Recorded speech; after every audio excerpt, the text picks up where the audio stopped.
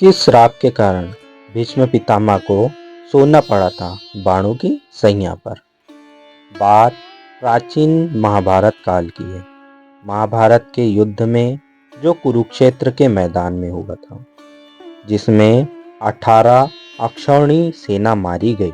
इस युद्ध के समापन और सभी मृतकों को तिलांजलि देने के बाद पांडवों सहित श्री कृष्ण पितामह भीष्म से आशीर्वाद लेकर हस्तिनापुर को वापस हुए। तब श्री कृष्ण को रोककर पितामह ने श्री कृष्ण से पूछ ही लिया, मधुसूदन, मेरे कौन से कर्म का फल है जो मैं सरसैया पर पड़ा हुआ हूँ। यह बात सुनकर मधुसूदन मुस्कुराए और पितामह भीष्म से पूछा, पितामह, आपको कुछ पूर्व जन्मों का ज्ञान है?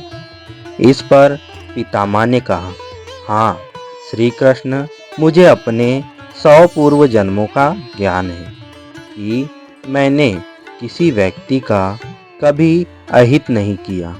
इस पर श्री कृष्ण मुस्कुराए और बोले, पितामह, आपने ठीक कहा कि आपने कभी किसी को कष्ट नहीं दिया, लेकिन 100वें पुनर्जन्म में आज की तरह तुमने तब भी राजवंश में जन्म लिया था और अपने पुण्य कर्मों से बार बार राजवंश में जन्म लेते रहे। लेकिन उस जन्म में जब तुम युवराज थे, तब एक बार आप शिकार खेलकर जंगल से निकल रहे थे। तभी आपके घोड़े के अग्रभाग पर एक करकेटा एक वृक्ष से नीचे गिरा। आपने अपने बाण से उठाकर उसे पीठ के पीछे फेंक दिया।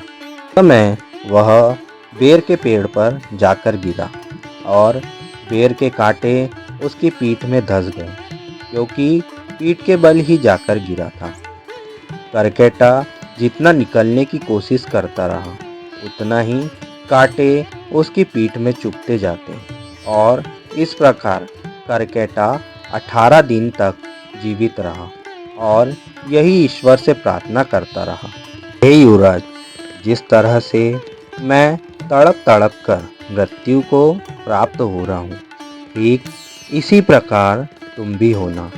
तो हे पितामह भीष्म, तुम्हारे पुण्य कर्मों की वजह से आज तक तुम पर करकेटा का श्राप लागू नहीं हो पाया, लेकिन हस्तिनापुर की राजसभा में द्रौपदी का चीरहरण होता रहा और आप मूक दर्शक बनकर देखते रहे, जबकि आप सक्षम थे उस अबला पर अत्याचार रोकने पे।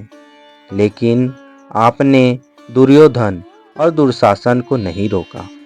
इसी कारण पितामह, आपके सारे पुण्य कर्म क्षीण हो गए और करकेटा का श्राप आप पर लागू हो गया। अतः पितामह, प्रत्येक मनुष्य को अपने कर्मों का फल कभी न कभी तो भोगना ही पड़ेगा। प्रकृति सर्वोपरि है, इसका न्याय सर्वोपरि और प्रिय है। इसीलिए पृथ्वी पर निवास करने वाले प्रत्येक प्राणी व जीव जंतु को भी अपने कर्मों का भोग भोगना पड़ता है और कर्मों के अनुसार ही उनका जन्म होता है। तो दोस्तों, यही श्राप के कारण पितामह भीष्म को बाणों की सैया पर रहना पड़ा था। दोस्तों, वीडियो अगर आपको अच्छी लगी हो तो वीडियो को लाइक और हमारे चैनल को सब्सक्राइब जरूर करें। वीडियो को ज़्यादा से ज़्यादा शेयर कर बेल आइकन पर क्लिक करें और कमेंट में हर हर महादेव जरूर लिखें। हर हर महादेव दोस्तों।